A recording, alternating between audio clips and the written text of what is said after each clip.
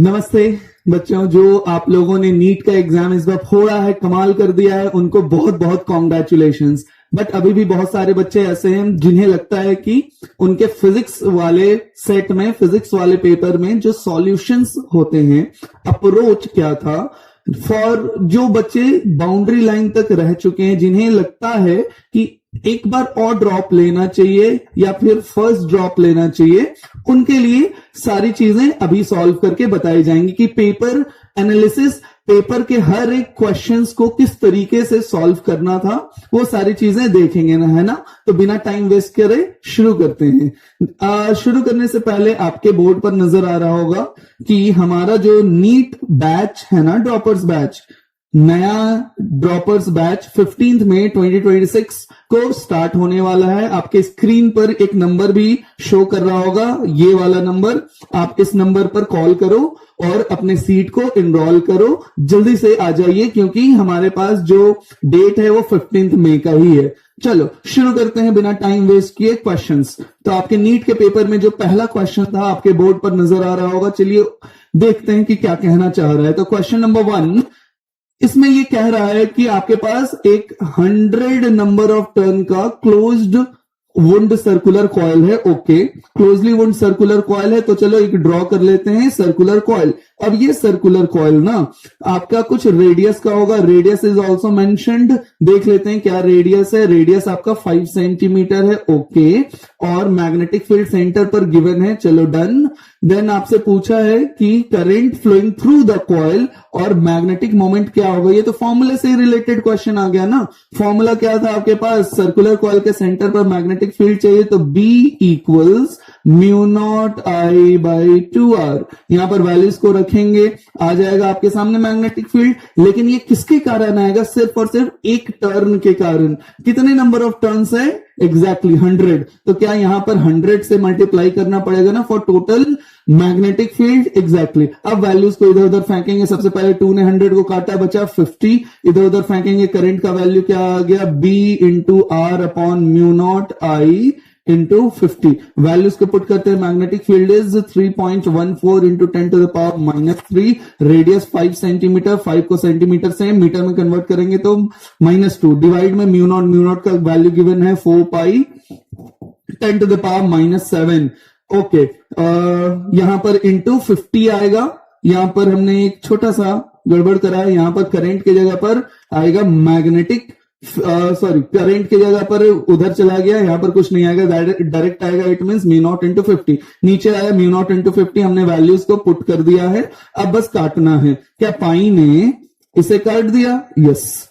क्या बस वैल्यू आपके सामने बचा है, हाँ एक और 50 ने इसे काटा, 10 टाइम्स में आया क्या 41/40 इंटू 10⁻⁻7 ऊपर चला जाएगा, यानी कि बचा कितना, सिर्फ और सिर्फ 2, यानी कि इट मींस 100। इसे लिख देते हैं, 1 0 ने 1 0 को उड़ा दिया, 2 5 10, 2 2 4, 5/2 it means 2.5 ampere of current. Option match करते हैं, क्या दो ही ऑप्शन पॉसिबल है ना, फर्स्ट या तो सेकेंड। इट मींस आपको एक और स्टेप बढ़ना पड़ेगा मैग्नेटिक मोमेंट के लिए। मैग्नेटिक मोमेंट के लिए अब सॉल्व करके देख लेते हैं। मैग्नेटिक मोमेंट हमें पता है क्या होता है, मैग्नेटिक मोमेंट इज NIA।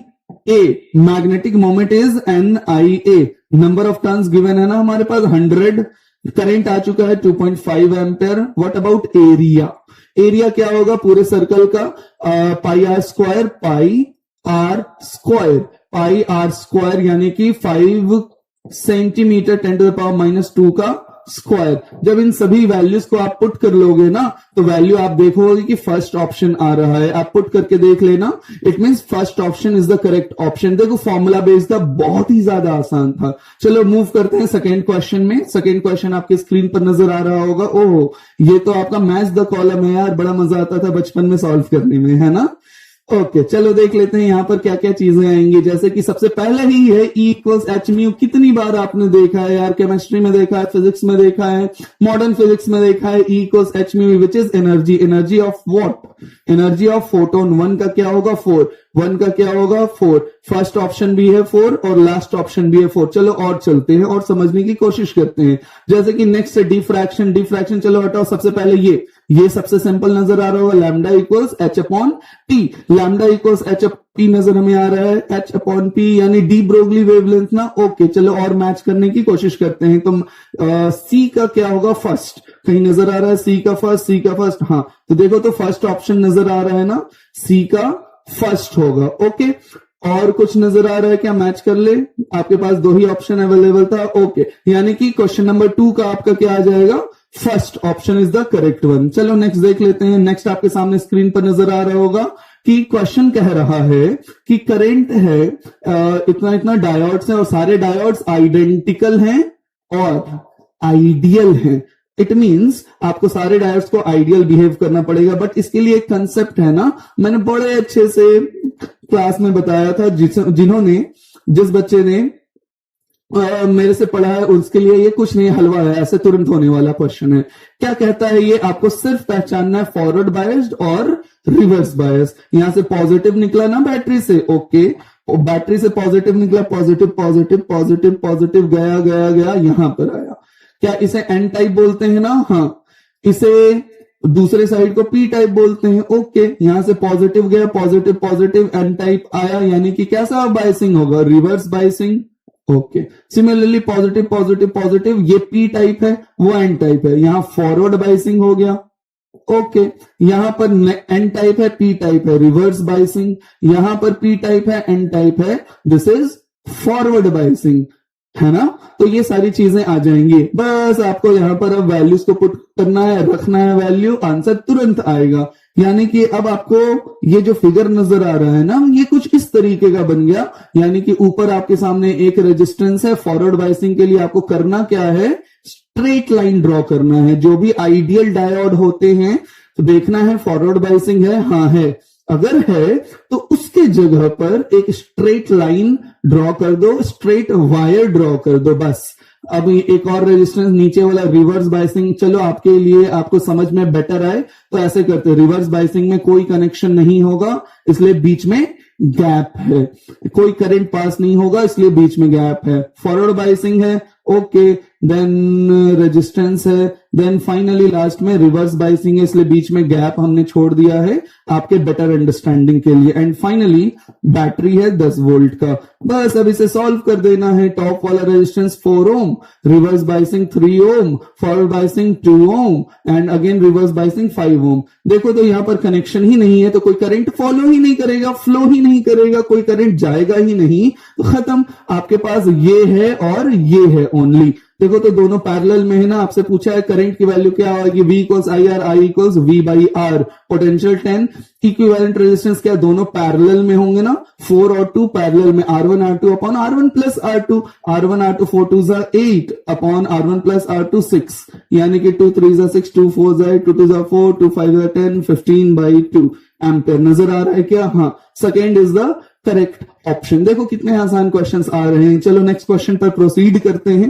तो नेक्स्ट क्वेश्चन आपके सामने नजर आ रहा है कि अच्छा स्पीड ऑफ लाइट है, ओके स्पीड ऑफ लाइट है, इसे हमें यूनिटी मानना है। Okay if light takes 6 minute 40 second to reach the earth surface from sun, the distance, ओहो देखो तो यार ये तो न्यू यूनिट लिख रहा है, यानी कि आपके सामने क्या होना चाहिए, N1 U1 equals N2 U2। क्या ये डायमेंशंस वाला क्वेश्चन है ना, आप ऐसे भी कर सकते हो, कॉमन सेंस से भी कर सकते हो यार।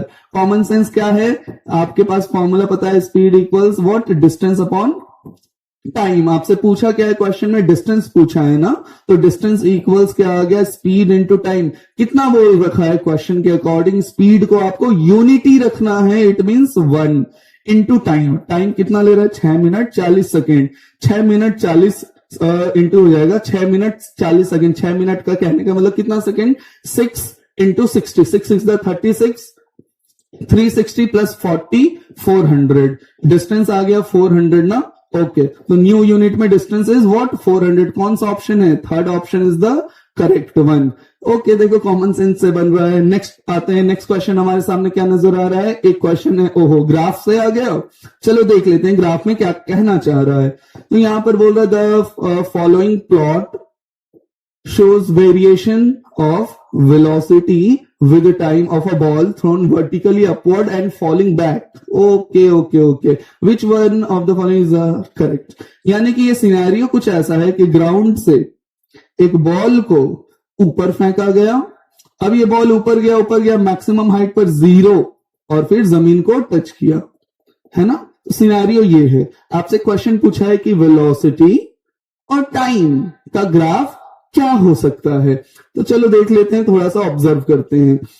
क्वेश्चन में एक इंपॉर्टेंट बात है, बहुत इंपॉर्टेंट बात, जो बहुत बच्चों ने गलत करा होगा। यहां पर क्या गिवन है? वेलोसिटी। स्पीड गिवन है क्या? स्पीड नहीं गिवन है, आपके सामने क्या गिवन है? वेलोसिटी। और velocity is a vector quantity, यानी अपवर्ड मोशन में वेलोसिटी को आप रखोगे पॉजिटिव, डाउनवर्ड डायरेक्शन में वेलोसिटी को रखोगे नेगेटिव, उसी के अकॉर्डिंग ग्राफ प्लॉट होगा। जैसे ही अपवर्ड मोशन है, क्या है, सीधा जा रहा है ना? हाँ, सीधा जा रहा है, सीधा गया, वेलोसिटी डिक्रीज कर रहा है। क्या शुरुआत में मैक्सिमम होगा ना? सबसे ज्यादा वेलोसिटी कब? जब बॉल को ऊपर फेंका गया। तो 0 से तो ग्राफ शुरू नहीं होगा, तो 0 से ग्राफ वाले को हटा दो, तो 0 से शुरू नहीं होगा। कहां से शुरू होगा? तो ऊपर जा रहे हैं, पॉजिटिव होगा, यानी कि यहां से शुरू होगा। क्या वेलोसिटी घट रहा है? हाँ बिल्कुल, ये सही आ रहा है यहां तक। और कोई ऐसा मोशन? हाँ, सही आ रहा है यहां तक। और कोई? ये नेगेटिव से शुरू हो रहा है। यहां पर क्या है आपके पास? एक्सेस ऊपर जो कुछ भी जा रहा है पॉजिटिव, नीचे जो कुछ भी जा रहा है वो नेगेटिव होगा ना? यही है एक्सेस, अगर फॉलो करो तो ये वाला भी नहीं होगा। अब ये तो होगा ही नहीं, पैराबोलिक बनेगा नहीं। वेलोसिटी और टाइम का रिलेशन लीनियर होता है, v = u + at, linear. Okay, तो यानी कि आपके पास पॉसिबल कौन कौन से ग्राफ अब हो गए? ये दोनों में से कोई एक। अब वेलोसिटी लिखा है ना? हाँ, जैसे जैसे ऊपर गए 0 तक गया, जैसे जैसे टॉप मोस्ट हाइट तक जाएंगे 0 तक जाएगा, 0 तक आएगा। अब आपको क्या फाइंड आउट करना है? वेलोसिटी नीचे के डायरेक्शन में है, नीचे का डायरेक्शन है, तो पॉजिटिव ग्राफ या negative graph? Negative graph. Slope pause यहां पर नीचे के साइड जाएगा ना, तो ग्राफ ऐसा होगा, ना कि ऐसा। ये अगर क्वेश्चन में वेलोसिटी की जगह स्पीड लिखता, माइंड यू, अगर स्पीड लिखता, स्पीड कभी भी नेगेटिव नहीं हो सकता ना, तो इसलिए फिर फर्स्ट ऑप्शन करेक्ट होना चाहिए था। बट इस पर्टिकुलर सवाल में कौन सा करेक्ट है? सिर्फ और सिर्फ, it means C only. First option is the correct option. चलो नेक्स्ट मूव करते हैं, नेक्स्ट क्वेश्चन पर आते हैं। ओहो, ये तो डिवाइसेस से आ गया, यूनिट एंड डायमेंशन से। तो क्वेश्चन क्या आपसे पूछ रहा है कि एक वर्नियर कैलिपर है। ओके, वर्नियर कैलिपर है जिसका 20 VSD है, कोइंसाइड कर रहा है 16 MSD के साथ, और ईच डिवीजन हमें पता ही है 1 mm होता है। आपसे लीस्ट काउंट पूछा है। सबसे पहले जो पूछा है उसके बारे में चलते हैं। लीस्ट काउंट होता क्या है ना? आपको बोलेगा कि 1 MSD को माइनस कर दो, मेन स्केल डिवीजन को माइनस कर दो 1 वर्नियर स्केल डिवीजन से, आ गया least count. Main scale division, क्या मेन स्केल डिवीजन, एक मेन स्केल डिवीजन में लेंथ पता है हमें 1 मिलीमीटर। ओके, 1 मिलीमीटर है, बस आपको VSD निकालना है, काम हो जाएगा। देखो तो रिलेशन भी गिवन है ना कि 20 VSD कोइंसाइड कर रहा है 16 VSD से। अच्छा, यानी कि 20 main vernier scale division coincide with 16 main scale division. तो एक वर्नियर स्केल डिवीजन कितने से करेगा? 16/20, यानी 4 4 16, 4 5 20, 4/5 MSD। चलो, यानी कि 1 वर्नियर स्केल डिवीजन का वैल्यू आ गया, पुट कर दें यहां पर। ओके, 1 MSD यानी कि 1 mm माइनस 1 VSD यानी 4/5 इंटू 1 MSD है। तो यहां पर वैल्यू 5 - 4 1/5 मिलीमीटर, यानी कि value is what? Value is 0.52 10 mm। है क्या कोई ऑप्शन? सेंटीमीटर में। हमारा आंसर किस चीज में आया? मीटर में, मिलीमीटर में ना। तो सबसे पहले कन्वर्ट करना पड़ेगा, मिलीमीटर से सेंटीमीटर में कन्वर्ट करेंगे तो 10 से हमें डिवाइड करना पड़ेगा। आ गया 0.02 centimetre is the correct answer. कौन सा है? 0.02 centimetre. Third is the correct answer. देखो कितना सिंपल क्वेश्चन आ रहा है यार। चलो नेक्स्ट मूव करते हैं हमारे नेक्स्ट क्वेश्चन पर। नेक्स्ट क्वेश्चन क्या कहना चाह रहा है? ओके, एन एसी सर्किट, यानी कि यहां पर आ गया है आपका क्लास 12 अल्टरनेटिंग करंट से ये क्वेश्चन क्या कह रहा है, चलो समझने की कोशिश करते हैं। क्वेश्चन कह रहा है कि एक एसी सर्किट है, ओके, जिसका रेजिस्टेंस 1, कैपेसिटर का इतना है और इंडक्टर का इतना है, तीनों सीरीज में कनेक्टेड है। रेजोनेंस फ्रीक्वेंसी, अच्छा रेजोनेंस फ्रीक्वेंसी के बारे में बात कर रहा है, तो रेजिस्टेंस का कोई काम ही नहीं है, रजिस्टर के रेजिस्टेंस का कोई काम नहीं है। फ्रीक्वेंसी अगर बोल रहा है तो कब होगा, जब ओमेगा, डायरेक्ट फॉर्मूले पे चलते हैं, ओमेगा इक्वल्स 1/√LC। ओमेगा आपसे फ्रीक्वेंसी पूछा है ना कि एंगुलर फ्रीक्वेंसी, सिर्फ फ्रीक्वेंसी, तो फ्रीक्वेंसी क्या आ जाएगा, एफ से रिप्रेजेंट करो या म्यू से रिप्रेजेंट करो, फ्रीक्वेंसी क्या आ जाएगा 1/2π और 1/√LC। म्यू 2π बाई क्या होता है 2π म्यू, ओमेगा इक्वल्स 2π म्यू, तो म्यू आ गया क्या, ओमेगा अपॉन 2π। यहां से भी आप रिलेट कर सकते हो, बस वैल्यूज को पुट करेंगे हमारे पास आंसर आ जाएगा। ये थोड़ा कैलकुलेटिव है, डायरेक्ट आंसर पर चलते हैं। आपके पास फॉर्मूला ये है, इस फॉर्मूले में आप सारे वैल्यूज को रखोगे। इंडक्टर का वैल्यू गिवन है मिली हेनरी है ना, 1 मिली हेनरी है। कैपेसिटर 0.1 माइक्रोफराड है, वैल्यूज को रखोगे, 2π है, कैलकुलेट करोगे तो आपके पास आंसर निकल करके आ जाएगा। And the answer for this question will be third one ना, ध्यान से रखना वैल्यूज। नेक्स्ट क्वेश्चन पर आते हैं। नेक्स्ट क्वेश्चन आपके सामने, अच्छा फिर से ग्राफ से दे दिया, ग्राफ से फिर से क्वेश्चन दिया, चलो देख लेते हैं। क्वेश्चन ये पूछा है ना कि ये जो फिगर है आपको बोल रहा है स्ट्रेट सॉलिड वायर है, सर्कुलर है, क्रॉस सेक्शनल एरिया जिसका रेडियस ए है, करंट आई जा रहा है, okay, the current is uniformly distributed. अच्छा, एक सर्कुलर कॉइल है जिसमें करंट जा रहा है कुछ इस तरीके से, ठीक है। आपसे ग्राफ बोला है variation magnetic field versus distance का पूछा है, तो मैग्नेटिक फील्ड वर्सेस डिस्टेंस यहां पर क्या होना चाहिए, यहां पर आपसे पूछ क्या रहा है कि जस्ट आउटसाइड, जैसे कि ये रेडियस ए है ना हर जगह, आउटसाइड में कितना होगा, तो आउटसाइड में तो हमें तो पता ही है, आउटसाइड के लिए मैग्नेटिक फील्ड एक सर्कुलर कॉइल के लिए क्या होता था, μ0I/2r, यानी कि इनवर्सली प्रोपोर्शनल है। तो आउटसाइड का ग्राफ तो हमें पता है, आउटसाइड का ग्राफ इनवर्स वाला ग्राफ बनेगा है ना, आउटसाइड के लिए इनवर्स वाला ग्राफ बनेगा और चारों ऑप्शन में इनवर्स वाला ग्राफ है, यानी कि फर्स्ट ऑप्शन अगर आप देख लो, करेक्ट कर लो, काम हो जाएगा। इट मींस इनसाइड, अगर ये सर्कुलर कॉइल है, ये सर्कुलर कॉइल है, अंदर में क्या रिलेशन है वो अगर निकाल लोगे काम हो जाएगा। ठीक, करना कैसे है, तो अंदर में सबसे पहले क्या आपको फ्रॉम बायोट्स ये एम्पेयर सर्किटल लॉ याद है, B.dl का इंटीग्रेशन μ0I, इनसाइड अगर कर देंगे तो क्या I' हो जाएगा, इनसाइड करेंगे तो कितना लेंथ है 0 से 2π, जो भी होगा x मान लेते हैं, तो क्या आ गया B इनसाइड इंटू 2πx। आपको सिर्फ और सिर्फ वैल्यू निकालना है I', काम हो जाएगा ना। अब I' कैसे निकालेंगे, तो ध्यान से सुने। I' के लिए अपन लोग क्या करेंगे ना, I' के लिए हमें पता है कि πr², पूरे एरिया में कितना करंट है I, ये गिवन है क्वेश्चन में, पूरे एरिया में कितना करंट है I, तो एक में कितना I/πr², कितने एरिया का चाहिए, πx² का चाहिए ना, इनसाइड है तो x रेडियस हमने माना, इनसाइड πx² का चाहिए, तो उसमें कितना आ जाएगा I/πr² इंटू πx², पाई ने पाई को उड़ा दिया, फाइनली I/r² इंटू x², ये आ गया ना I' का वैल्यू। बस इस I' के वैल्यू को यहां पर रखेंगे, आपका आंसर आ जाएगा। I' का वैल्यू अब हमारे पास आ चुका है, तो therefore B inside 2πx, right hand side μ0 I' के जगह पर Ix²/r², एक x ने एक x को उड़ा दिया, तो वैल्यू क्या आ गया आपके सामने, B इनसाइड क्या यहां पर आ गया μ0I/2πr², ऊपर में एक x बच गया। क्या देखो तो μ0 constant, I constant, 2πr² constant, बचा x पर, यानी कि जैसे जैसे अंदर में होंगे वैसे वैसे ये डायरेक्टली प्रोपोर्शनल होगा पोजीशन पर, यानी कि मैग्नेटिक फील्ड जब तक इनसाइड में है, कॉइल के इनसाइड में, तो डायरेक्टली प्रोपोर्शनल पावर 1, यानी कि graph should be straight line. कौन सा ऑप्शन मैच कर रहा है यार? जब सेंटर पर है तो 0 और यहां से ऐसे सीधा देन ऐसा, it means first option is the correct answer. ठीक है, ध्यान रखिएगा इन सारी बातों को। चलते हैं नेक्स्ट।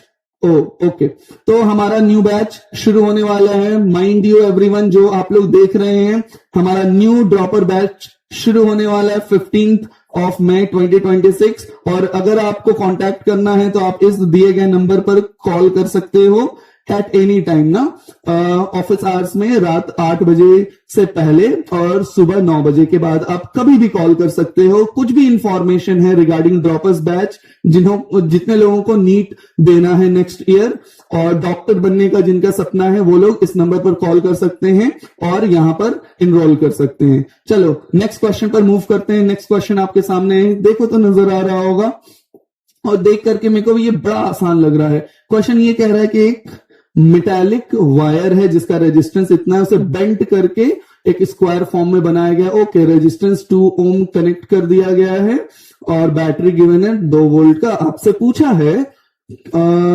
वैल्यू ऑफ करंट कितना होगा। ओके, आई की वैल्यू पूछा है ना इसने। देखो स्ट्रेट वायर, इसका रेजिस्टेंस कितना गिवन है 4 ओम। अब इस स्ट्रेट वायर को बेंड करके ऐसा कुछ बनाया, क्या इक्वल लेंथ है ना? हाँ, क्वेश्चन में गिवन है स्क्वायर है तो इक्वल लेंथ, और हमें पता है रेजिस्टेंस डायरेक्टली प्रोपोर्शनल लेंथ है। अगर लेंथ ये क्या सेम वायर को ना 4 हिस्से में तोड़ा गया, हाँ सेम वायर को 4 हिस्से में तोड़ा गया, 1 2 3 4, रेजिस्टेंस कितना है 4 ओम, तो क्या रेजिस्टेंस बटेगा इस वायर का 1 ओम, इस वायर का 1 ओम, इस वायर का 1 ओम और इस वायर का भी 1 ओम, यानी सारे वायर्स का रेजिस्टेंस आपके सामने। लो हो गया काम। 1 ओम 1 ओम 1 ओम 1 ओम लगाओगे, व्हीट स्टोन ब्रिज का कंसेप्ट है ना, व्हीट स्टोन ब्रिज का कंसेप्ट लगाओगे तो क्या कहता है 1 ओम 1 ओम 1 ओम 1 ओम, क्या P by Q equals R by S है। हाँ, तो देयरफॉर नो करंट थ्रू किसके 2 ओम रजिस्टर। 2 ओम रजिस्टर से कोई करंट पास ही नहीं करेगा। अच्छा, कोई करंट पास नहीं किया तो ये स्ट्रक्चर कैसा बन जाएगा यार? तो ये स्ट्रक्चर ना, कुछ इक्विवेलेंट स्ट्रक्चर के बारे में बातें करें तो ये स्ट्रक्चर हो गया ऐसा ऐसा ऐसा ऐसा। अब इसे वायर नहीं, एक रेजिस्टेंस की तरह लो, एक रेजिस्टेंस की तरह लो, एक रेजिस्टेंस की तरह लो, और ये कनेक्शन यहां से ऐसे है 2 वोल्ट का। अब देखो तो क्या ये दोनों सीरीज में नजर आ रहे हैं? हाँ, ये दोनों तो भाई साहब सीरीज में नजर आ रहे हैं। ओके, क्या ये दोनों सीरीज में नजर आ रहा है? हाँ, ये दोनों भी सीरीज में नजर आ रहा है और आपस में पैरेलल। 1 + 1 2, 1 + 1 2, 2 है पैरेलल करेंगे तो क्या 2/2 यानी कि 1, तो इक्विवेलेंट आ गया 1। पोटेंशियल गिवन है, करंट आ गया V = IR, I = V/R, 2/1 which is 2 ampere. देखो कितना बच्चा वाला क्वेश्चन है। बस आपका यहां पर कंसेप्ट क्या था कि वायर अगर बेंड करेंगे तो इक्वल रेजिस्टेंसेस में ब्रेक कर जाएगा। क्यों क्यों क्यों? क्योंकि ये स्क्वायर है और साइड्स सारे इक्वल होते हैं, इसलिए इक्वली ये बेंड करके इक्वल फॉर्म करेगा। ओके, चलिए नेक्स्ट क्वेश्चन पर मूव करते हैं। नेक्स्ट क्वेश्चन आपके सामने क्या नजर आ रहा है? Unknown nucleus. Okay, modern physics से एक और क्वेश्चन, मॉडर्न फिजिक्स से क्वेश्चन आ गया है। न्यूक्लियस, न्यूक्लियस है, न्यूक्लियर डेंसिटी गिवन है। ओके, एंड मास इतना गिवन है। Okay, mass number is approximately. अच्छा यार, ये तो फिर से कैलकुलेशन वाला दे दिया है। यानी कि आपको क्या करना है, आपको पूछा है यहाँ पर मास नंबर निकालने को बोला है ना। अगर मास नंबर निकालने को बोला है तो डायरेक्ट फॉर्मूले से चलेंगे। डायरेक्ट फॉर्मूला क्या हमारा कहता है, न्यूक्लियर डेंसिटी गिवन है ना, तो density equals mass by volume, और वॉल्यूम वगैरह रिलेट करके फाइनली वैल्यू क्या आ जाता था, याद करो अच्छे से। तो वॉल्यूम होता है 4/3 πr³, 4/3 πr³, और r का वैल्यू हमने क्या देख रखा था कि r इज r0 a का पावर 1/3 है ना, ये वैल्यू हमने देख रखा था। यहां पर वैल्यूज को पुट करेंगे, क्या आ जाएगा आपके पास मास नंबर, है ना, ये रहा मास नंबर। वैल्यूज को पुट करेंगे और आ जाएगा आपके पास आंसर। चलो एक और स्टेप आगे बढ़ते हैं ताकि वैल्यूज को पुट करने में प्रॉब्लम ना आए। मास नंबर आपसे बोला है m के जगह पर मास नंबर आ गया अपॉन 4/3 पाई r क्यूब के जगह r नॉट का क्यूब इंटू a का पावर 1/3 और क्यूब है सिर्फ a बचा, यानी कि ये कट गया। अब आते हैं डेंसिटी पर। क्या इसका एग्जैक्टली वैल्यूज नीचे वाले को पुट कर दोगे तो क्या आ जाएगा आपका, यानी कि मास नंबर पर डिपेंड नहीं करता है डेंसिटी। पहला कंसेप्ट क्लियर हुआ। बहुत लोगों ने ये भी अप्रोच करा होगा और यहां से प्रॉब्लम फेस करना पड़ा होगा। तो density doesn't depend of mass number, इसका मतलब यह है कि आपका हाइड्रोजन न्यूक्लियस का भी डेंसिटी सेम, आयरन न्यूक्लियस का भी डेंसिटी सेम। क्लियर ना? तो यानी कि इस फॉर्मूले से तो नहीं जा सकते। चलो और सोचते हैं क्या हो सकता है, क्या हो सकता है, क्या हो सकता है।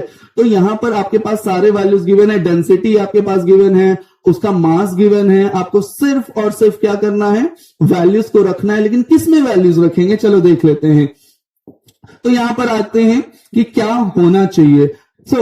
यहां पर ये हमारे पास वैल्यू आ गया था। आप लोगों को कंफ्यूजन हो सकता है इस वाले में, यहां तक हमने कवर अप करा था। तो यहां पर कंफ्यूजन ना हो कि आपका ये वैल्यू क्या आना चाहिए, तो ये तो कट जा रहा था यार, तो करेंगे कैसे। तो अप्रोच शुड बी हमारा क्या, वॉल्यूम क्या होना चाहिए। वॉल्यूम क्या होगा आपका, न्यूक्लियस है तो 4/3 पाई आर का क्यूब। वैल्यूज पुट करोगे तो क्या आएगा, 4/3 पाई आर नॉट का क्यूब और ए। यहां पर वॉल्यूम की वैल्यू आ गई, आपको चाहिए ए, 3 को उधर फेंकेंगे 3v/4 पाई आर नॉट का क्यूब, ये आएगा ना एग्जैक्टली। अब यहां पर सिर्फ और सिर्फ वॉल्यूम निकाल दोगे, काम हो जाएगा ना। अगर वॉल्यूम निकालोगे तो काम हो जाएगा। और वॉल्यूम के लिए क्या, डेंसिटी वाला approach, density equals mass by volume. Mass की वैल्यू गिवन है ना क्वेश्चन में, हाँ ये वाला मास। यहां पर ए लिख करके काट नहीं सकते थे। कंफ्यूजन कुछ बच्चों ने करा होगा, उन्हें कंफ्यूज हुआ होगा तो, बट मास के जगह ये वाला मास पुट होगा, नॉट मास नंबर। क्लियर ना? अब वैल्यूज को रखोगे, यहां पर मास का वैल्यू रखोगे, डेंसिटी का वैल्यू रखोगे, आ जाएगा ना कुछ वैल्यू। वैल्यूज रखोगे तो फाइनली आपको एक वैल्यू मिलेगा और यहां से वॉल्यूम की वैल्यू आप फाइंड आउट कर लोगे। उस वॉल्यूम को यहां ला करके प्लेस करोगे, then you will get the answer. ठीक है? और कैलकुलेशन है, प्योर कैलकुलेशन, सारे वैल्यूज को पुट करोगे तो कैलकुलेट करके आ जाएगा। First option is the correct one. ठीक है? बहुत आसान है, बस कैलकुलेटिव है, कर लेना। फॉर्मूला आपके सामने गिवन है। नेक्स्ट आते हैं इस वाले में। एक रेक्टेंगुलर वायर है जिसका लूप का साइड गिवन है आपके सामने, कुछ इतना 8 centimetre and 3 centimetre with a small cut, okay, is moving out of a region of uniform magnetic field of magnitude इतना, directed normal, okay, the EMF developed across the cut कुछ इस तरीके का है। ओके, रेक्टेंगुलर वायर है, चलो एक rectangular wire बना देते हैं। और रेक्टेंगुलर वायर में एक छोटा सा कट भी बोल रहा है ना, चलो कट डाल दिया हमने। अब ये छोटा सा कट है। अब आपसे बोला है कि एक रेक्टेंगुलर वायर है जिसका एक साइड है 8 सेंटीमीटर और दूसरा साइड है 3 centimetre with a small cut, यानी कि 3 सेंटीमीटर वाले पर स्मॉल कट है, इसे मान लेते हैं 8 centimetre, this one is 3 centimetre, यहां पर स्मॉल कट है। ओके, अब आपसे बोल रहा है कि मैग्नेटिक फील्ड है 0.3 टेस्ला का, directed normal to the plane of the loop. इसका प्लेन क्या होगा, इसका प्लेन परपेंडिकुलर होगा ना। मान लेते हैं कि नॉर्मल टू द लूप, अंदर की तरफ मैग्नेटिक फील्ड है, ओके, जिसका वैल्यू भी हमें पता है।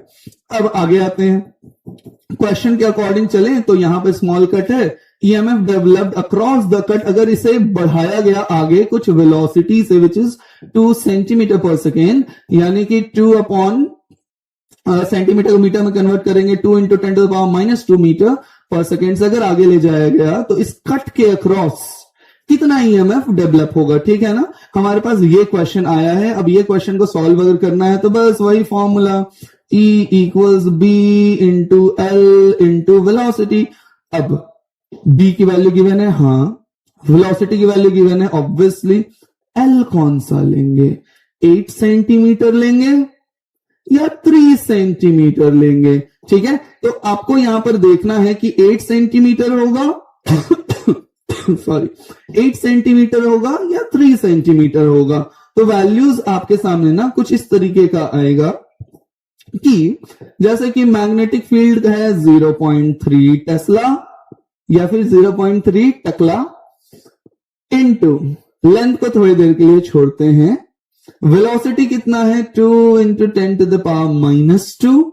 ओके, इन दोनों को मल्टीप्लाई करोगे तो क्या आ गया 0.6 इंटू 10 टू द पावर -2। अभी लेंथ से मल्टीप्लाई करना है, लेंथ कौन सा होगा अब आपको देखना होगा। अब लेंथ कौन सा रखते हैं तो हमेशा याद रखना परपेंडिकुलर, जब डेरिवेशन कर रहे थे तो वहां पर आया होगा E equals BL V sine theta, ठीक है ना। यह क्रॉस प्रोडक्ट याद होगा ना, जब डेराइव कर रहे थे तो क्रॉस प्रोडक्ट आया था। क्रॉस प्रोडक्ट यानी perpendicular to the magnetic field, जिधर जाएगा या सॉरी जिधर वेलोसिटी जाएगा मैग्नेटिक फील्ड उसके परपेंडिकुलर होगा।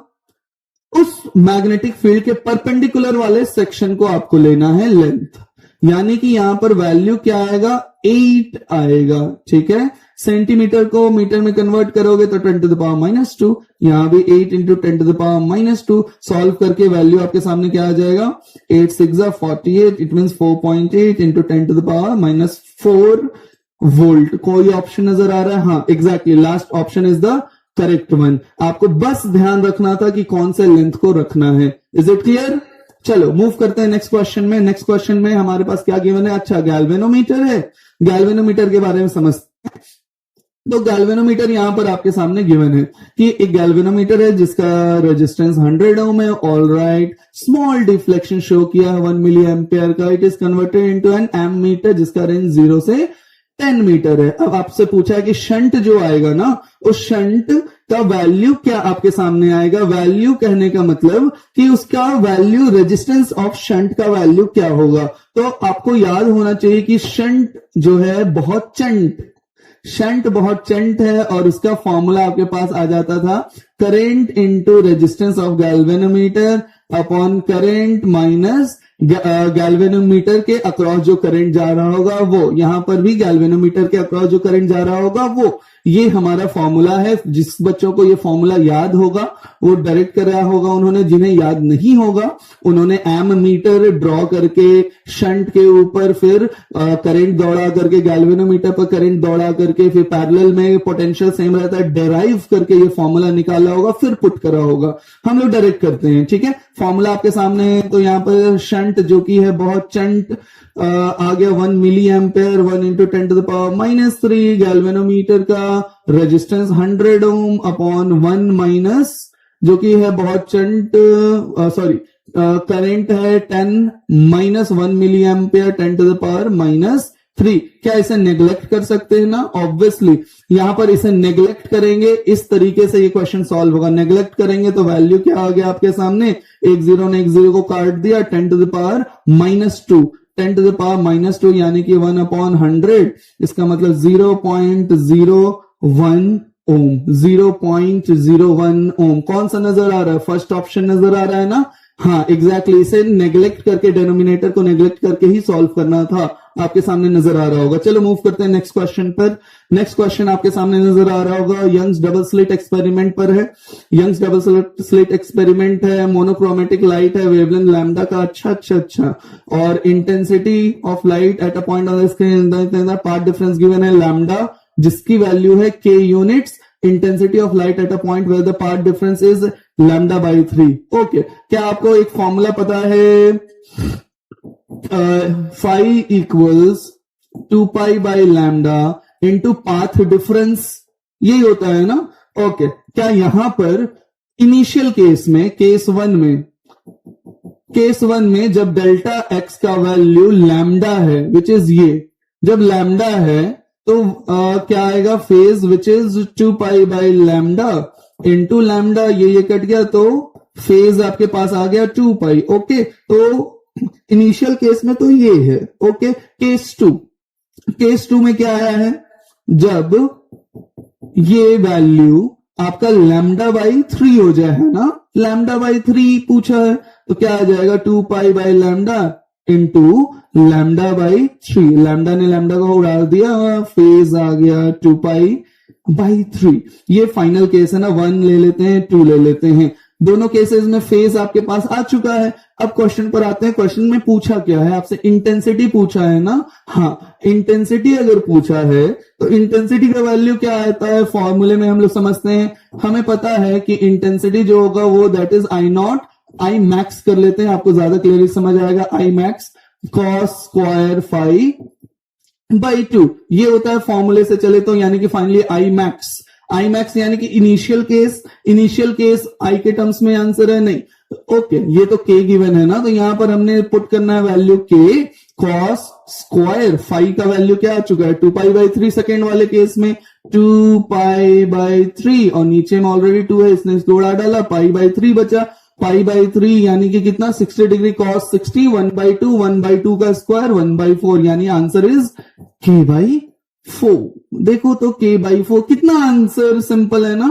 तो first option is the correct one. चलो मूव करते हैं नेक्स्ट क्वेश्चन में। नेक्स्ट क्वेश्चन हमारे पास क्या नजर आ रहा है कि magnitude and direction of acceleration produced in a body of 5 kg when two mutually perpendicular forces 8 Newton और 6 न्यूटन लग रहा है। देखो कितना इससे आंसर, इससे सिंपल क्वेश्चन अब क्या ही पूछेगा यार नीट में। आपसे बोला है कि एक बॉडी है, बॉडी पर 8 न्यूटन फोर्स सपोज इधर लगा, 6 न्यूटन फोर्स इधर लगा, तो मैग्नीट्यूड ऑफ एक्सेलरेशन क्या होगा? क्या रिजल्टेंट एफ नेट इधर गया?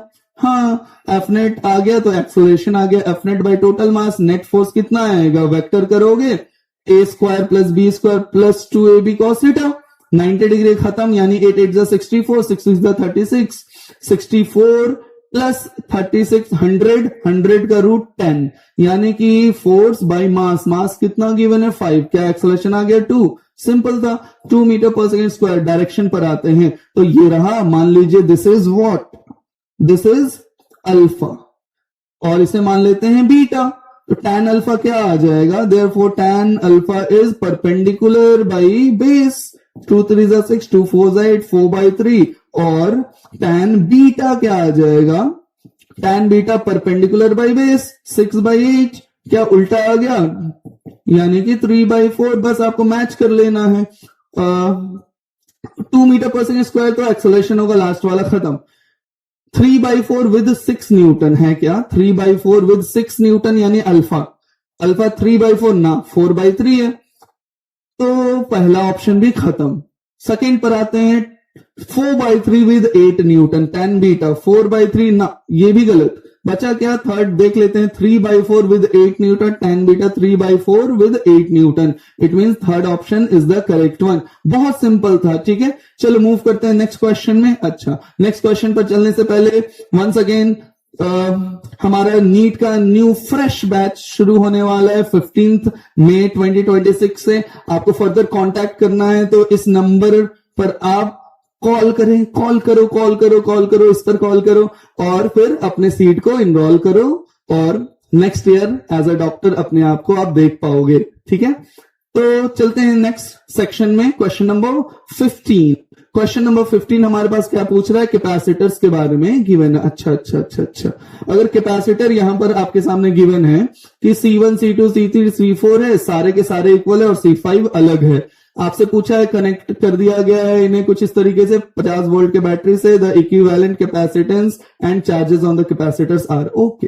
C1 C2 C3 C4 equal है ना, सीरीज में भी है ना, ओके। फॉर्मूला क्या आएगा? 1 2 3 4, क्या 10 है, 10/4 कर दें ऊपर वाले का इक्विवेलेंट कैपेसिटेंस आ गया आपके सामने 10/4 इट मींस 5/2, 2.5 माइक्रोफराड। नीचे वाले का ऑलरेडी 2.5 माइक्रोफराड गिवन है। यहां पर बैटरी है 50 वोल्ट का। सॉल्व करो इसे, फिर से ये क्या आ जाएगा? 2.5/2, सॉरी पैरेलल है तो डायरेक्ट ऐड कर देंगे, तो C इक्विवेलेंट आ गया आपके सामने 5 माइक्रोफराड। ऐड करेंगे ना, 2.5 प्लस 2.5 आ गया। बैटरी है आपके पास। अब आपसे पूछा कैपेसिटेंस 5, लो निकाल लिया हमने। 5 है, यानी कि ये पॉसिबल है, थर्ड ऑप्शन खत्म। बचा हमारे पास ये वैल्यू क्या आ गया? अब पुट करेंगे, बस तुरंत आंसर आ जाना है चार्ज पर। लेकिन आपसे पूछा क्या है? ईच कैपेसिटर पर चार्ज कितना होगा। क्या यहां से जो भी चार्ज निकलेगा, टोटल चार्ज हमें पता है, total charge Q equal CV, total is 5 micro, C into V is 50, 5 5 25, 0 micro coulomb. इतना चार्ज निकला यहां से, निकला। ओके, चार्ज निकला। अब देखो तो दो रास्ता है ना, ऐसे ऐसे जाएगा, हाफ टूट जाएगा, Q/2 यानी 250 का आधा कितना हो गया, 125 माइक्रो कूलम आ गया आपके सामने। 125 इधर, 125 ऊपर से उधर को जाएगा, यानी कि ऊपर वाले हर एक सीरीज है ना, हर एक में इक्वल अमाउंट ऑफ चार्ज, तो ऊपर वाले में 125 और नीचे वाले में भी 125 माइक्रो कूलम जाएगा। इट मींस कौन सा ऑप्शन सही है, कौन सा लग रहा है, 125 micro coulomb on all capacitors, यानी first option is the correct one. बहुत सिंपल था। ओके, यहां पर नेक्स्ट क्वेश्चन पर प्रोसीड करते हैं। तो नेक्स्ट क्वेश्चन आपके सामने नजर आ रहा होगा कि in a metre bridge experiment दिख रहा है, position of cell E, galvanometer G are interchange. अच्छा, यानी कि ईएमएफ और गैल्वेनोमीटर का पोजीशन इंटरचेंज कर दे रहा है, तो गैल्वेनोमीटर में कोई रीडिंग घंटा कुछ चेंज ही नहीं होता। गैल्वेनोमीटर का पोजीशन या ईएमएफ का पोजीशन कन्वर्ट कर दो, कोई चेंज नहीं होता है। ये बिल्कुल कंसेप्चुअल है, यानी कि कौन सा ऑप्शन करेक्ट होगा, there will be no deflection irrespective of position of jockey, है ना। Both balance point, last option भी पढ़ लेते हैं, both right sided and left sided deflection and at balance point no any deflection। कौन सा ज्यादा करेक्ट आंसर नजर आ रहा है यहां पर आपको, तो मेरे ख्याल से आपको यहां पर जो आंसर नजर आ रहा है ज्यादा अच्छे से जो फॉलो कर रहा है वो फोर्थ ऑप्शन है ना। बहुत सिंपल था। चलो नेक्स्ट प्रोसीड करते हैं। नेक्स्ट हमारे पास power of a crane which lifts a mass of इतना। अच्छा, पावर पूछ रहा है, ये देखो कितना बच्चा वाला क्वेश्चन है। Power equals work done by time, या लिफ्ट करना है तो वर्क डन mgh/t।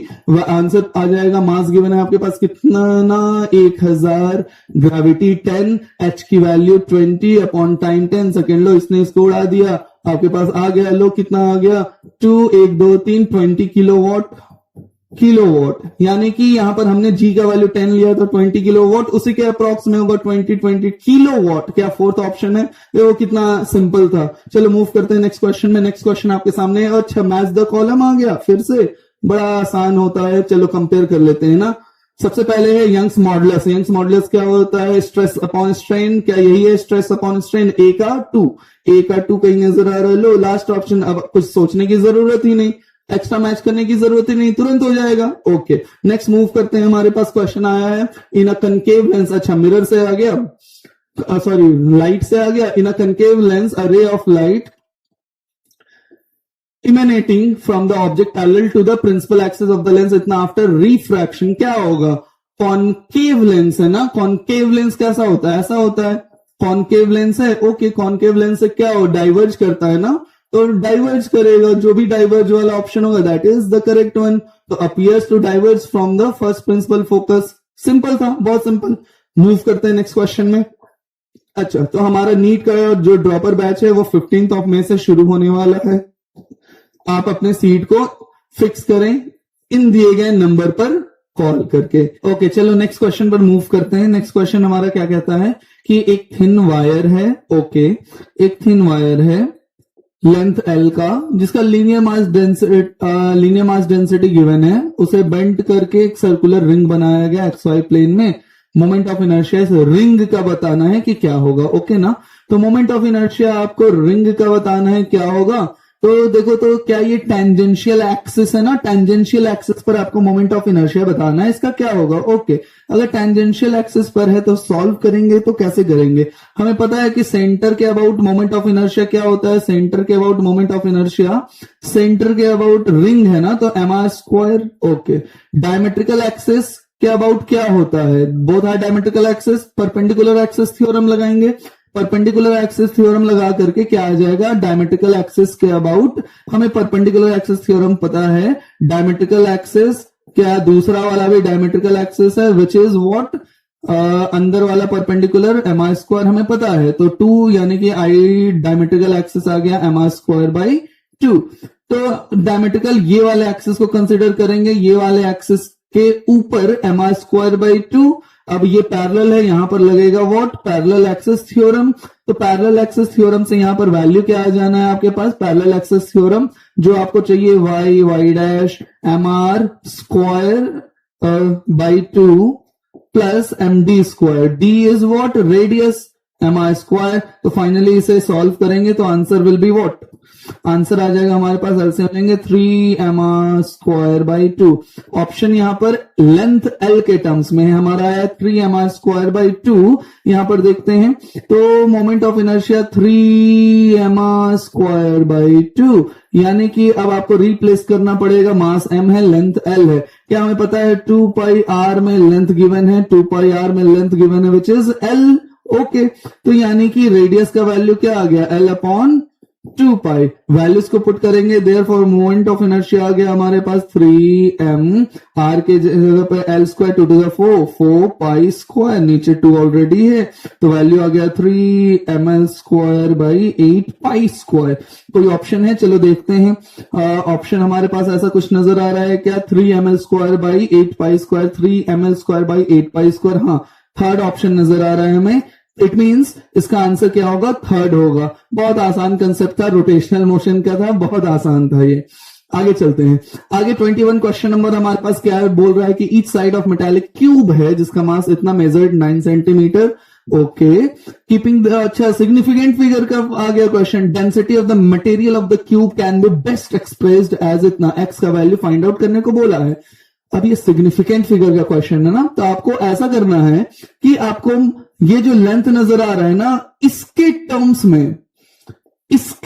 में इसके नंबर ऑफ सिग्निफिकेंट फिगर्स कितने हैं, सिग्निफिकेंट फिगर क्या 9 और 0.0 है, 2 सिग्निफिकेंट फिगर है, तो फाइनल आंसर कितने में होना चाहिए, 2 सिग्निफिकेंट फिगर्स में होना चाहिए। 2 के अलावा जो भी है ऑप्शन में होगा नहीं, ये खत्म और ये खत्म, बचा ये दोनों में से कोई भी एक आएगा। चलो देख लेते हैं, आपसे पूछा क्या है, डेंसिटी, हमें पता है density is what, density is mass by volume. Mass given है आपके सामने 5.580, वॉल्यूम पर आते हैं, वॉल्यूम आपके पास क्या आ जाएगा, क्यूब है ना, क्यूब है तो L इंटू L मतलब साइड का क्यूब, साइड गिवन है 9 सेंटीमीटर, 9 सेंटीमीटर को मीटर में कन्वर्ट करेंगे 9 इंटू 9 और इंटू सेंटीमीटर को मीटर में तो 10 to the power -2 into 10 to the power -2 into 10 to the power -2। इसे सॉल्व करोगे, कैलकुलेशन आपका काम है ना, तो सिग्निफिकेंट फिगर सिर्फ और सिर्फ 2 डिजिट में आना चाहिए, वेदर 7.6 या 7.7 प्रिसाइजली आपको सॉल्व करना है। और सॉल्व करके आपका जो वैल्यू आएगा ना, वो करीब करीब आ जाएगा 7.665 ऐसा कुछ आ जाएगा सॉल्व करोगे तो यहां पर देखो तो ये 5 है ना, ये 6 है। अगर सामने वाला 5 और लेफ्ट हैंड साइड जो है वो आपका अगर इवन नंबर होता है तो सिग्निफिकेंट फिगर में आपने पढ़ा होगा वो इंक्रीज कर जाता है बाई 1, 5 से बड़ा है तो यानी कि यहां पर वैल्यू क्या आ जाएगा, सेकेंड ऑप्शन आ जाएगा। क्लास में हमने बहुत करा है ऐसे क्वेश्चंस को। मूव करते हैं नेक्स्ट क्वेश्चन पर। तो ये अच्छा ये तो आ गया वेव का क्वेश्चन। क्या कह रहा है क्वेश्चन में, क्वेश्चन इंपॉर्टेंट है, देखना ध्यान से, आपके नेक्स्ट अटेम्प्ट नेक्स्ट ईयर के लिए भी ये क्वेश्चन इंपॉर्टेंट होने वाला है, आने वाले जो भी एग्जाम्स हैं उसके लिए भी इंपॉर्टेंट होने वाला है।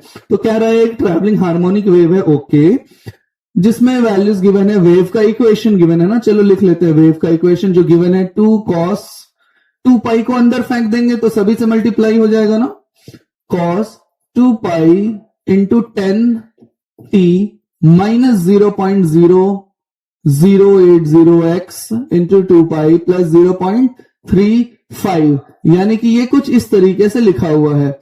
ओके, हमें पता भी है जनरल इक्वेशन क्या होता है, general equation y equals a cos omega t minus kx plus phi, पढ़े हो ना, ये होता है हमारा वेव का इक्वेशन। ओके, अगर वेव का इक्वेशन ये है, बस कंपेयर करो, आपसे पूछा क्या है कि the phase difference between oscillatory motion, phase का डिफरेंस बोल रहा है 0.5 मीटर डिस्टेंस पर। ओके, कंपेयर करके हमें यहां से क्या नजर आ रहा है, क्या यहां से k का वैल्यू निकल आएगा, हाँ k का वैल्यू क्या नजर आ रहा है आपको यहां से, ऑन कंपेयरिंग k का वैल्यू आ गया 0.0080x इंटू 2 पाई, क्लियर ना, x की जगह पर x है, हटा देते हैं, यानी कि वैल्यू आपके सामने कुछ इतना आ गया। बस सॉल्व करेंगे, आंसर आ जाएगा 8 2 जा 16, 0.016 पाई। के का वैल्यू आ गया ना। हाँ, अगर के का वैल्यू आपके सामने आ गया है तो अब बस सिंपल फॉर्मूला आप पुट करोगे, आंसर आ जाएगा। फॉर्मूला कौन सा होता है? फेज डिफरेंस का फॉर्मूला होता है। फेज डिफरेंस का फॉर्मूला क्या है? थोड़े टाइम पहले भी हमने सॉल्व करा था। फेज डिफरेंस का फॉर्मूला क्या है? फाई इक्वल 2 पाई लैम्डा, जिसे के बोलते हैं, इनटू डेल्टा एक्स। के का वैल्यू 0.016 पाई कितने डिस्टेंस पर बोल रखा था क्वेश्चन के अकॉर्डिंग? तो क्वेश्चन में देखो तो यहां पर नजर आ रहा होगा 0.5 मीटर। वैल्यू को पुट करेंगे, आंसर आ जाएगा। यानी कि यहां पर मल्टीप्लाई करेंगे 0.5। सॉल्व करने के बाद कितना आ जाएगा? 5 6 जा 30, 3 आ गया, 5 1 5 8। यानी कि आंसर आ जाएगा 1 1 2 3 1 4 1 2 3 4 0.0080 पाई। ऑप्शन देखते हैं। ऑप्शन हमारे पास ऐसा कुछ है 0.008 पाई। क्या थर्ड ऑप्शन नजर आ रहा है ना? तो answer is what? Third one. बस आपको कंपेयर करना था चीजों को, आंसर तुरंत आ जाता है। चलो नेक्स्ट क्वेश्चन पर आते हैं। ओहो, ये तो आ गया आपका प्रिज्म का क्वेश्चन। प्रिज्म का क्वेश्चन सारे लोगों ने करा होगा ना, ऑब्वियसली बहुत आसान है। चलो देख लेते हैं, वेरीफाई कर लेते हैं कि कहना क्या चाह रहा है। एक लाइट है, आया प्रिज्म आया, प्रिज्म से पैरेलल हो गया। पैरेलल यानी कि कहने का मतलब बेस से पैरेलल, यानी कि क्या ये मिनिमम डेविएशन का क्वेश्चन है ना? हाँ, ओके, मिनिमम डेविएशन का क्वेश्चन आ गया। एंगल ऑफ इंसिडेंस है। क्या कंडीशन हमें पता था मिनिमम डेविएशन का? Angle of incidence plus angle of emergence क्या होता है? Deviation plus angle of prism. Minimum deviation के केस में क्या I इक्वल्स E होगा for minimum deviation? I equals E for minimum deviation ये आता है हमारे पास, यानी दोनों इक्वल है। आपको फाइंड आउट करना है कि एंगल ऑफ डेविएशन क्या होगा, तो मिनिमम होगा, विच इज 2i कर ले, i प्लस ई को 2i माइनस ए। क्या एंगल ऑफ इंसिडेंस गिवन है क्वेश्चन में? क्वेश्चन में एंगल ऑफ इंसिडेंस, हाँ, 50 डिग्री गिवन है। 50 into 2 100, 100 minus angle of prism given है ना 60 डिग्री, तो आ गया 40। Angle of deviation 40। First option is the correct answer. जिसे फॉर्मूला याद होगा उन्होंने तुरंत सॉल्व करा होगा। नेक्स्ट आ जाते हैं, लेकिन आगे बढ़ने से पहले once again 15th of May date याद रखें। 15th ऑफ मई से हमारा न्यू बैच शुरू होने वाला है। जिसे भी एनरोल करना है इस दिए गए नंबर पर कॉल करें और आगे की जानकारी को हासिल करें। नेक्स्ट चलते हैं हमारे क्वेश्चन पर। ये ग्राफ का क्वेश्चन अगेन, लेकिन ये टॉपिक कहां से आया है? डायोड से आया है, सेमीकंडक्टर। ओके, अब डायोड के अकॉर्डिंग आपसे पूछा है, क्वेश्चन क्या कह रहा है ना कि ग्राफ कौन सा करेक्ट होगा? पोटेंशियल का विद रिस्पेक्ट टू टाइम। तो देखो डायोड लिखा है, यानी कि बाइसिंग पर बेसिकली ये डिपेंड कर रहा है, ऐसा कुछ होगा। बाइसिंग पर डिपेंड कर रहा है ना।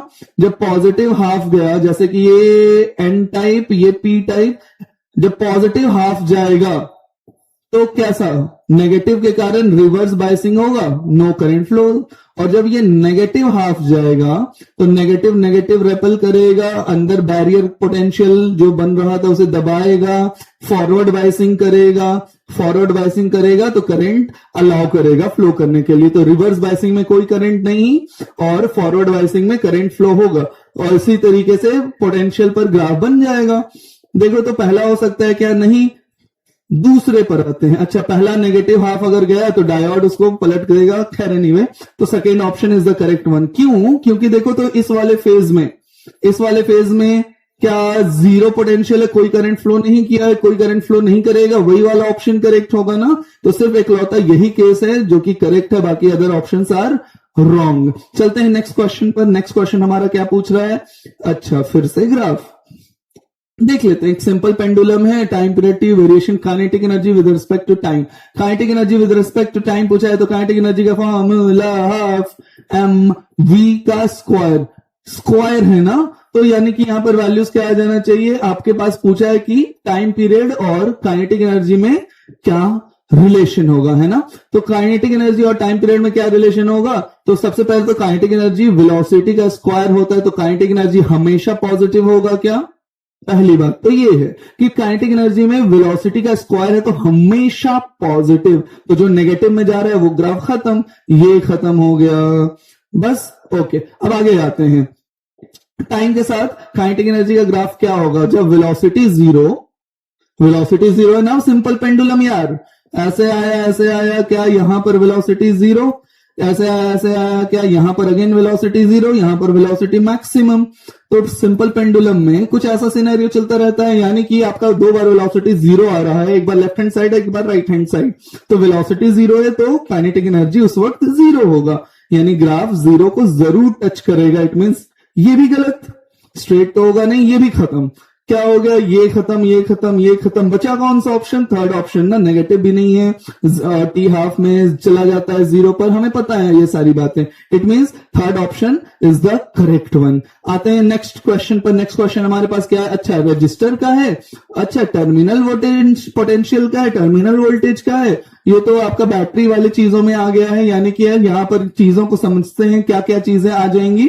तो रजिस्टर है, resistor is connected to a battery of 12 volt EMF, internal resistance भी गिवन है, यानी कि टर्मिनल पोटेंशियल आपको फाइंड आउट करना है, जिसके लिए करंट भी गिवन है। तो याद करो अच्छे से, फॉर्मूला क्या आता था हमारा, जो भी आपका टर्मिनल पोटेंशियल है वो total EMF of the battery minus current into internal resistance होगा। वैल्यूज को पुट करेंगे, ईएमएफ कितना गिवन है 12 volt minus current 0.6, internal resistance भी 2 है, क्या आ गया 6 12 1.2, 12 में 1 माइनस 11, 11 में से पॉइंट वो खत्म हो गया, क्या आ गया आपके पास 10 पॉइंट इसमें माइनस कर लो यार, 10.8 आ जाएगा ना, हाँ 10.8 वोल्ट, यानी कि second option is the correct one. बहुत आसान आया इस बार के नीट में। नेक्स्ट क्वेश्चन पर चलते हैं। नेक्स्ट क्वेश्चन हमारे पास है, the amount of work done to raise a mass, अच्छा to raise a mass m surface of earth से height equal to the radius of earth. देखो तो क्वेश्चन को क्रैक करते हैं, मान लो ये हमारा अर्थ है, ओके अगर ये हमारा अर्थ है तो अर्थ के सरफेस से कितने ऊपर ले जाया गया है, अर्थ के सरफेस से r हाइट ऊपर ले जाया गया है, यहां से सेंटर का भी रेडियस वाज r।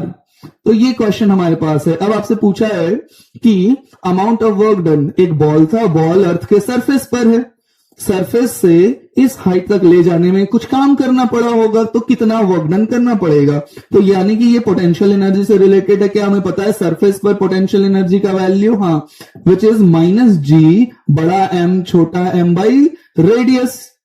ओके जब ऊपर ले जाएंगे तो कॉमन सेंस से सोचो, क्या अब सेंटर से, जब ये सरफेस पर था तो डिस्टेंस सेंटर से लिए थे, अब जब टॉप पर चला जाएगा तो भी डिस्टेंस सेंटर से होगा, which is r plus r 2r, यानी कि टॉप पर पोटेंशियल एनर्जी कितना आ जाएगा माइनस जी बड़ा एम छोटा एम बाई 2r। अब देखो यहां पर कुछ एनर्जी है, यहां पर कुछ एनर्जी है, कितना वर्क डन लगा होगा, तो वर्क डन क्या समझ में आता है, इनिशियल पोटेंशियल एनर्जी में माइनस कर देंगे फाइनल पोटेंशियल एनर्जी को, हमारा वर्क डन निकल जाएगा। सिंपल सा कंसेप्ट है, बस वैल्यूज को पुट करेंगे आंसर आ जाएगा, यानी कि जो भी हमारा वर्क डन है इनिशियल माइनस फाइनल, इसे माइनस करेंगे, उससे वैल्यूज क्या आ गया हमारे पास माइनस जी बड़ा एम छोटा M by R minus minus plus बड़ा G M M by 2r। LCM ले लेंगे, यहां पर 2r आ गया, एलसीएम 2 माइनस 2 प्लस 1 क्या माइनस में आ गया जी एम एम बाई 2r। क्या ऐसा कोई ऑप्शन नजर आ रहा है, बिल्कुल भी नहीं। लेकिन एक और बात हमें पता है कि छोटा वाला g अगर r से मल्टीप्लाई r से डिवाइड कर दें तो क्या ये पूरा वैल्यू छोटा वाला g हो जाएगा ना, minus G M by R square is small G, small G आ गया आपके पास, ये छोटा एम नीचे 2 बचा आर बचा, ऐसा कुछ आया work done G M R by 2, ऐसा कुछ एम जी आर बाई 2 कोई है M G R by 2, yes fourth option is the correct one. ये सिंपली आपको रिप्लेस करना था क्वेश्चन के लास्ट में, यहां पर रिप्लेस करोगे तो आंसर आपका आ जाएगा। नेक्स्ट आते हैं, नेक्स्ट अच्छा आगे बढ़ने से पहले थोड़ा सा फिर से क्विक इंफॉर्मेशन, 15th ऑफ मई से हमारा नेक्स्ट बैच शुरू होने वाला है, NEET droppers batch. Further information के लिए आप इन दिए गए नंबर पर कॉल कर सकते हो, है ना। चलो नेक्स्ट क्वेश्चन पर चलते हैं। नेक्स्ट क्वेश्चन हमारे पास जो आ रहा है, अच्छा इलेक्ट्रिक हीटर का है, ये तो क्वेश्चन को पहले रीड कर लेते हैं। क्वेश्चन हमारा कह रहा है एक इलेक्ट्रिक हीटर है जो सप्लाई करता है heat to the system at the rate, अच्छा ये आ गया थर्मोडायनेमिक्स का क्वेश्चन। वैल्यू जो जो गिवन है सबसे पहले देख लेते हैं। हीट सिस्टम को दिया है, यानी कि क्या Q की वैल्यू गिवन है dq बाई डी टी। क्यों dq बाई डी टी, क्योंकि यहां पर रेट के बारे में बातें कर रहा है। Heat which is Q, rate यानी डिवाइड होगा टाइम से, dq बाई dt का वैल्यू गिवन है ना 100 वॉट से भी पता हो जाएगा ना, work done by time is power, ऐसा यूनिट से भी समझ में आना चाहिए। dq बाई dt आपके पास गिवन है।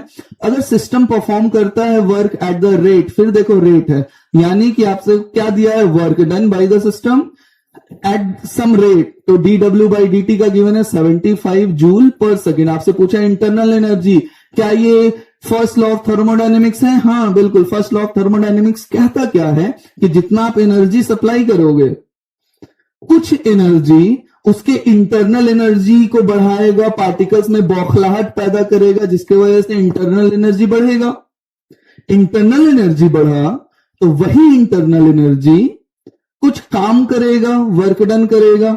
हो गया फर्स्ट लॉ ऑफ थर्मोडायनेमिक्स। बस dq बाई dt कर दो, du बाई dt कर दो, dw बाई dt कर दो, जो चाहिए निकाल लेंगे। क्या चाहिए आपको? इंटरनल एनर्जी चाहिए ना, this is internal energy, rate of change of internal energy चाहिए, यानी कि du by dt, dq by dt minus dw by dt, values को पुट करेंगे। dq बाई dt गिवन है 100 माइनस 75 क्या 25 आ गया, 25 जूल पर सेकेंड को, या फिर वॉट, वही होता है वॉट, 25। हाँ, third option is the correct one. आपको बस ये फर्स्ट लॉ ऑफ थर्मोडायनेमिक्स को किस तरीके से रेट में कन्वर्ट करते हैं आपको आना चाहिए था, अगर वो कर लेते तो काम हो जाता।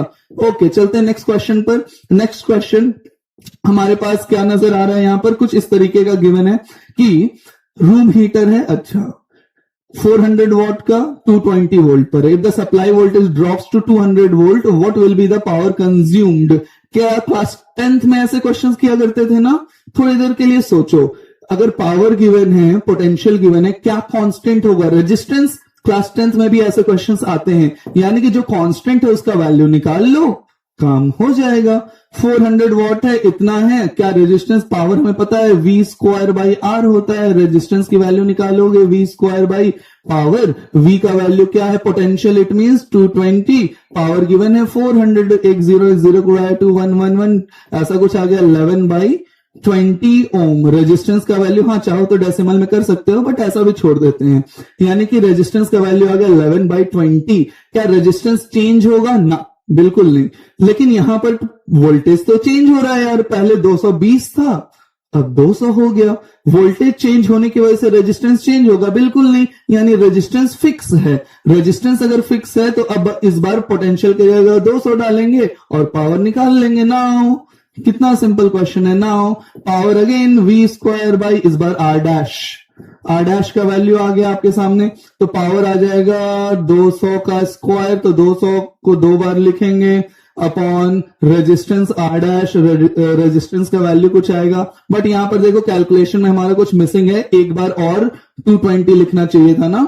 हाँ, तो एक बार और 220 लिखेंगे, काम हमारा यहां पर हो जाएगा। तो फाइनल आंसर क्या, 220 से मल्टीप्लाई करेंगे एग्जैक्टली, तो आर डैश का वैल्यू 11 बाई 20 इंटू 220, क्योंकि यहाँ स्क्वायर है ना यार, स्क्वायर है तो 2 बार लिखना पड़ेगा, 2 बार लिखेंगे काम हो जाएगा। इसे सॉल्व कर लेते हैं, इसने इसको काटा, इसने इसको काटा, ऊपर में क्या आ गया 2 2 जा 4, 1 2 3 4, नीचे 11 इंटू 11, इसे सॉल्व करोगे तो आपका आंसर आ जाएगा। और आंसर जो भी आप सॉल्व करोगे ना, तो आंसर आपके सामने आ जाएगा इस पर्टिकुलर क्वेश्चन का सेकेंड ऑप्शन। आप सॉल्व कर लेना, प्रॉपर कैलकुलेशन है, उतना हम कैलकुलेशन में नहीं जाने वाले, ठीक है, बहुत आसान से क्वेश्चन है। नेक्स्ट चलते हैं क्वेश्चन पर। नेक्स्ट हमारा क्वेश्चन है, यहां पर क्या नजर आ रहा है, एक रूलर है, अच्छा देख लेते हैं क्वेश्चन, अलग सा लग रहा है, जिसमें 5 different persons catch it with different reaction time. Okay, एक ऐसे है कैच कर रहा है, जैसे कि ये यहां से ऐसे छूटेगा, एक ऐसे कैच किया, दूसरा छूटा और नीचे कैच किया, तीसरा हुआ वो तुरंत कैच, सॉरी, तो वो जो पर्सन है वो बेसिकली तुरंत कैच कर ले रहा है, जैसे कि ये आया तुरंत ऐसे कैच कर लिया, इट मींस रिएक्शन टाइम के बारे में बातें हो रही है ना। तो सपोज यहां से आया, तुरंत अगर कैच कर लिए तो इसका डिस्टेंस इतनी दूर है, अगर मान लो ऐसे छोड़कर लेट से कैच करेंगे तो नीचे तक गिरा, तो डिस्टेंस इतना ज्यादा हो गया ना, यानी कि जितना लेट रिएक्ट करोगे ये उतना ज्यादा नीचे गिरेगा। हाँ, जितना लेट रिएक्ट करोगे उतना ज्यादा डिस्टेंस होगा, यानी जिसका ज्यादा रिएक्शन टाइम, उतना ज्यादा डिस्टेंस ट्रेवल करेगा। उसी ऑर्डर में सेट कर लेते हैं। किसका सबसे ज्यादा रिएक्शन टाइम नजर आ रहा है? क्या ये सबसे ज्यादा है? तो सबसे ज्यादा डिस्टेंस किसका होगा? बी का। सबसे ज्यादा डिस्टेंस बी का। हाँ, थर्ड और फोर्थ में नजर आ रहा है। तो 0.22, उसके बाद कौन है? 0.20, यानी बी ए का ऑर्डर होना चाहिए। और भी देख लेते हैं। हाँ, 21 भी तो है बीच में। 22, 21, यानी बी ई ए। उसके बाद 19 है ना, BEADC। क्या लास्ट ऑप्शन नजर आ रहा है?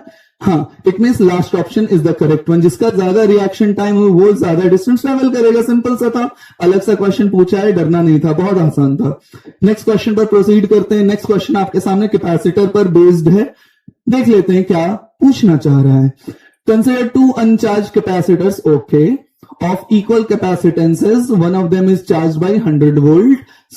ओके, फिर डिस्कनेक्ट कर दिया गया। ये तो एग्जैक्टली एनसीईआरटी के कंसेप्ट पर बेस्ड है यार, कि कितना अमाउंट ऑफ एनर्जी का लॉस होगा। यानी कि आपके पास दो कैपेसिटर हैं, पहला दूसरा, इसे चार्ज कर दिया गया है, कुछ पोटेंशियल आएगा।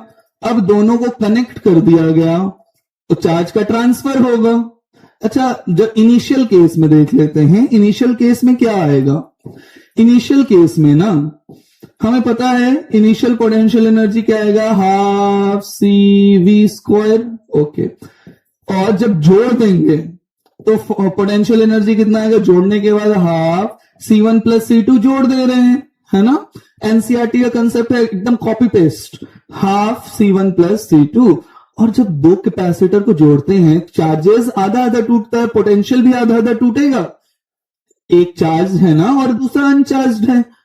एक चार्ज कैपेसिटर है और दूसरा अनचार्ज कैपेसिटर है। जब दोनों को कनेक्ट करेंगे तो क्या, अगर ये चार्ज Q था तो क्या यहां पर फिर Q/2 और Q/2 फाइनली बचेगा ना।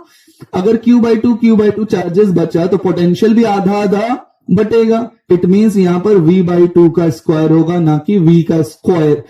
अब इनिशियल पोटेंशियल एनर्जी है, फाइनल पोटेंशियल एनर्जी है, क्या एनर्जी लॉस्ट मिल जाएगा? यानी एनर्जी लॉस्ट सिंपली माइनस कर लेंगे, U initial minus U final. लो, फॉर्मूला पर है, सारे वैल्यूज गिवन है, पुट करोगे, थोड़ा सा कैलकुलेशन है, आंसर आ जाएगा ना। जब सॉल्व करोगे तो फाइनली आपके सामने जो आंसर आएगा ना वो सेकेंड ऑप्शन आएगा, ध्यान रखिएगा, विच इज 0.5 × 10⁻⁻6 जूल। बहुत इंपॉर्टेंट है, ध्यान रखिएगा। चलो नेक्स्ट क्वेश्चन पर आते हैं। तो नेक्स्ट क्वेश्चन हमारे पास, नेक्स्ट क्वेश्चन पे बढ़ने से पहले देख लो तो 15th में से हमारा ना न्यू बैच शुरू होने वाला है। आप फर्दर इंफॉर्मेशन के लिए इन नंबर्स पर कॉल कर सकते हो। चलो नेक्स्ट क्वेश्चन पर आते हैं। नेक्स्ट क्वेश्चन आपके सामने क्या बोल रहा है कि सविता एक स्टूडेंट है क्लास 11th की, जो एक एक्सपेरिमेंट कर रही है to determine the effective length of a simple pendulum. अच्छा, पेंडुलम, और उन्होंने कुछ देखा कि 30 ऑसिलेशन 60 सेकेंड में कवर कर रहा है, 30 ऑसिलेशन 60 सेकेंड में कवर कर रहा है। तो वैल्यूज क्या क्या चीजें किस तरीके से आ पाएंगी? तो सबसे पहले ये देखो, 30 ऑसिलेशन 60 सेकेंड में, 30 ऑसिलेशन 60 सेकेंड में, तो एक ऑसिलेशन कितने सेकेंड में? 60/30 ना, यानी कि 2। तो एक ऑसिलेशन के लिए टाइम कितना लगा है हमारे पास? 2 सेकेंड लगा है। सिंपल सा है, एक ऑसिलेशन में हमारे पास 2 सेकेंड का टाइम लगा। ओके, आपको क्या कैलकुलेट करना है? Length of the pendulum. क्या ये फॉर्मूला देखे हो आप? टाइम पीरियड का टाइम पीरियड 2πL/g का root square both side 4π²L/g। आपको लेंथ चाहिए तो लेंथ आ गया, इसको उधर फेंकेंगे, T² G/4π², है ना। ओके, अब देखो तो क्या आपके पास टाइम पीरियड है 2 सेकेंड।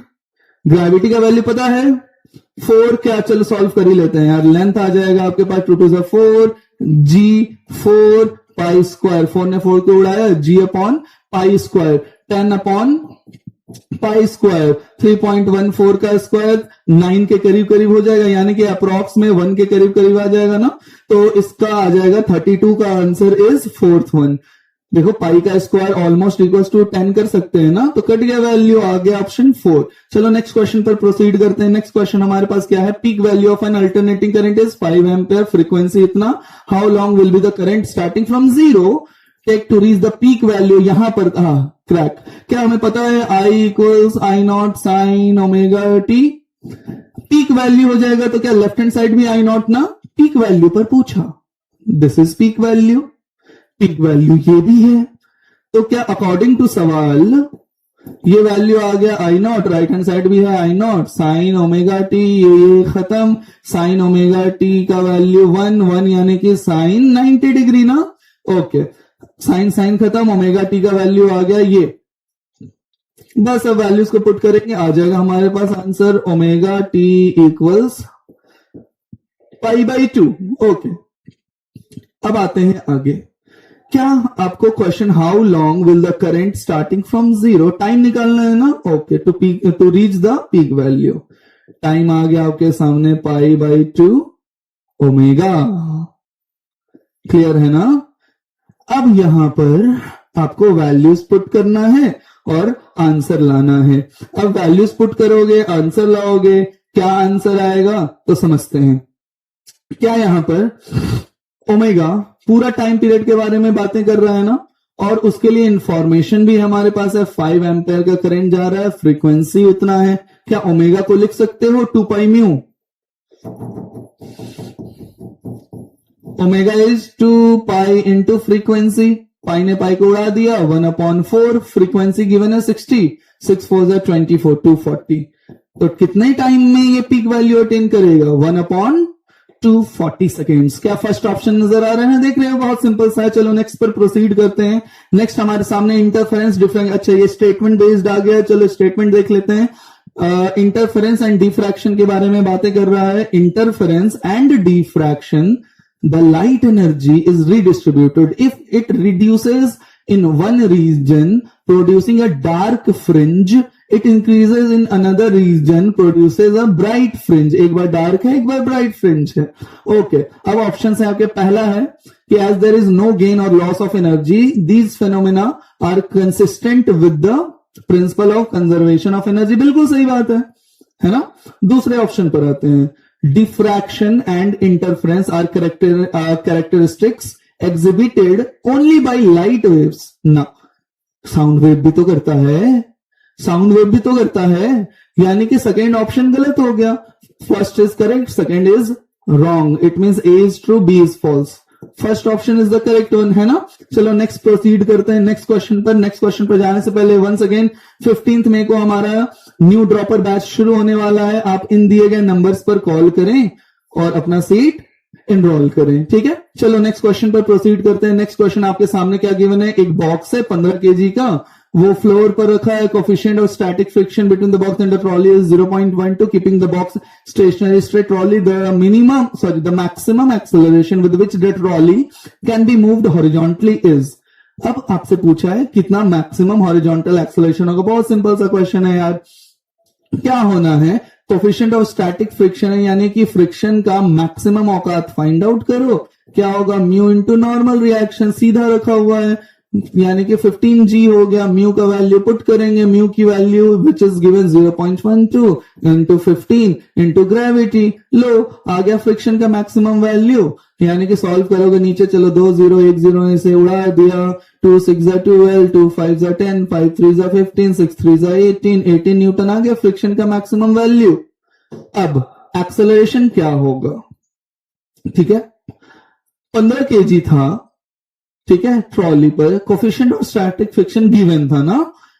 अब स्टेशनरी स्टेट में ओवर द पुली रखा है, मैक्सिमम एक्सेलरेशन पूछा, मैक्सिमम, तो क्या इतने से लगाओगे तब ना रुकेगा, यानी कि एक्सेलरेशन क्या आ गया, F max by mass 18 upon mass. Mass क्या गिवन है, मास इज व्हाट 15 ना, है ना, तो 18/15। देखो तो 3 5 15, 3 6 18, 6/5 यानी कि 5 1 5, 5 2 10, 1.2 के करीब आ गया ना। So the answer is 1.2 which is fourth option. बहुत सिंपल सा था, न्यूटन लॉज ऑफ मोशन पर बेस्ड।